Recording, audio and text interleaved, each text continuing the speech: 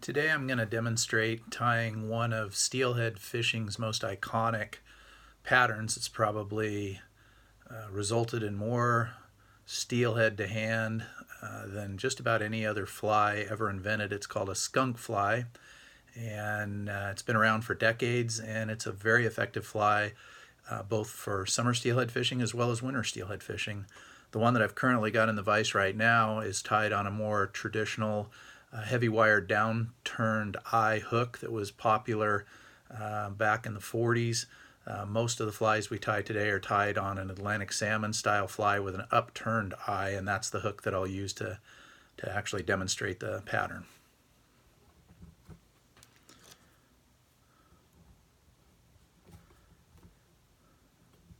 So slip your hook in the vise. This one is a size 4. It's an older style mustad hook, just one that I had handy. I start my fly tying thread up towards the looped eye, and I'll bring it all the way back to just above the hook point and let it rest. Cut off your tag end. The material that I'm going to use for a tail is golden pheasant, and this has been dyed a bright red color. And I simply remove some of the softer material, and then I tie it in on the top of the hook with just a couple of turns. You don't have to get tight on it, and then I just simply slide it back until I end up with a tail that's about a hook gap. There may be a little beyond a hook gap in length.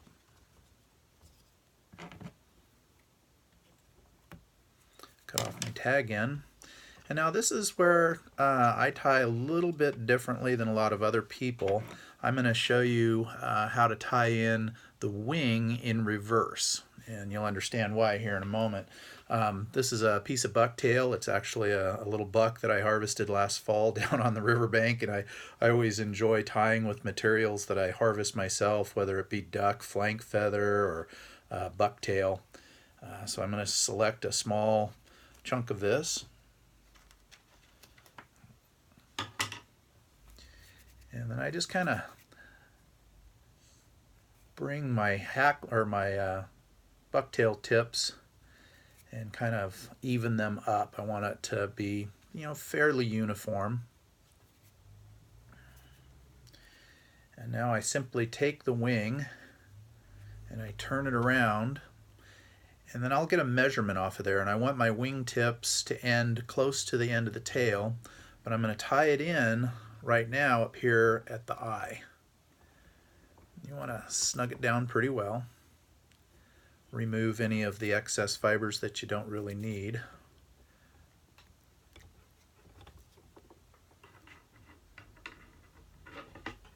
Cut off your excess and discard those. Okay, and that's what the wing looks like right now. It's kind of pointing in the wrong direction, but like I said, you'll understand why here in a moment. I'm going to bring my thread back to the rear, just in front of the tail. Now I'm going to take my index finger and I'm going to create a dubbing loop.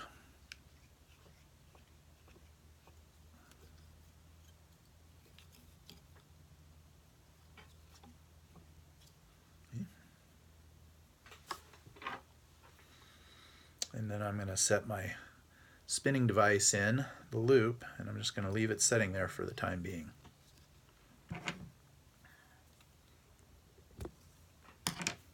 For the rib, you want to use oval silver tinsel, and I tie this in along the top.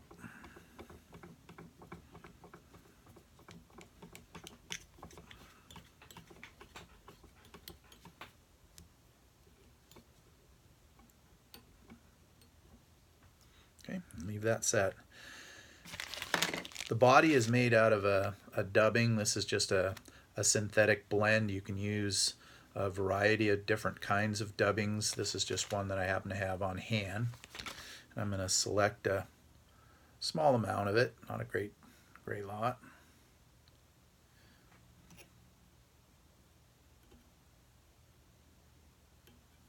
I'm going to place this inside my dubbing loop that I created a moment ago. And then what I try to do is I'll move this around and kind of get it evenly spaced inside that dubbing loop. So it kind of looks like a mess right now. I spin my dubbing loop.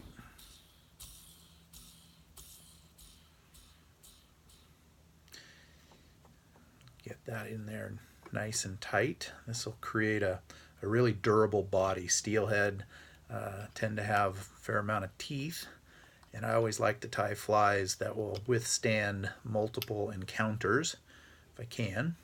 It's always kind of fun to have a steelhead fly that can withstand a number of fish.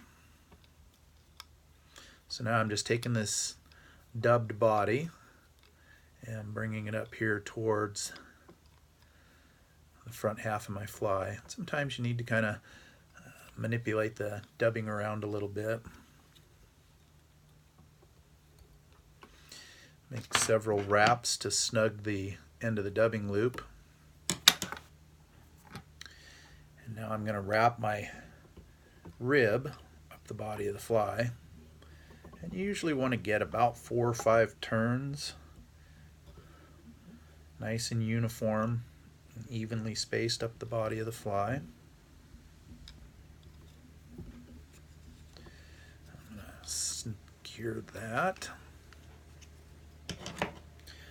Trim off my excess rib. And now for the hackle that's going to go in behind the wing, I've got a piece of, I'm going to select a black schlappen. This looks like a pretty good one.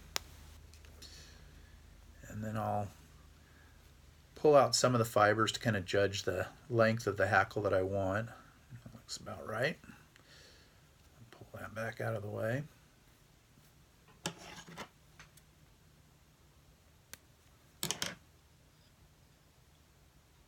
Secure that to the top of the hook. Put about 3 or 4 good turns. Again, you want it to be nice and strong. And then what I do is I grab the tip of my hackle, and you can wet your fingers if you need to, but you want to pull those hackle fibers back. Kind of like this.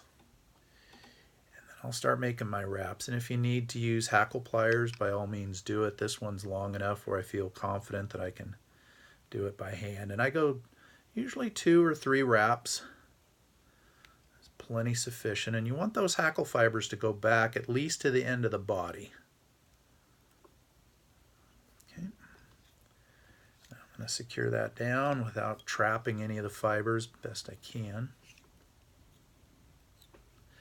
And I can usually just pull that tip section off there. I don't have to cut it. And then just a couple of wraps to keep them laid down nice. Okay. So now we've got our tail, our body, and our hackle. So now all I have to do with this wing is I grab a hold of all of the fibers and I pull them backwards.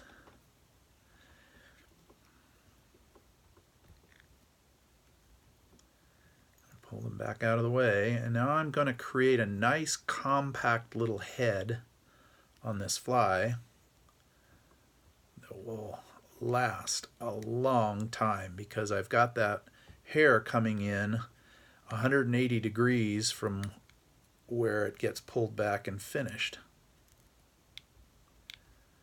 Okay. And once you get the wing lashed down, you'll have a nice compact head. The fibers will not pull out, and that fly is a very, very durable fly that'll withstand encounters with hopefully 5 or 6 steelhead. Wishful thinking, probably. To finish, I do a whip finish. It's a whip finish that I learned to do years ago when I first started tying flies. You can use a whip finishing tool if you want, but I just do a handful of half hitches on it. Snug that up. Trim your excess. And then what I typically use for head cement which I didn't set out, of course, is just some super glue. And this is all I use for my head cement. And just a dab of that on top, and that fly will last, be a nice durable fly. I hope you found that helpful. And I'll continue to create more fly tying videos for steelhead flies in the coming weeks.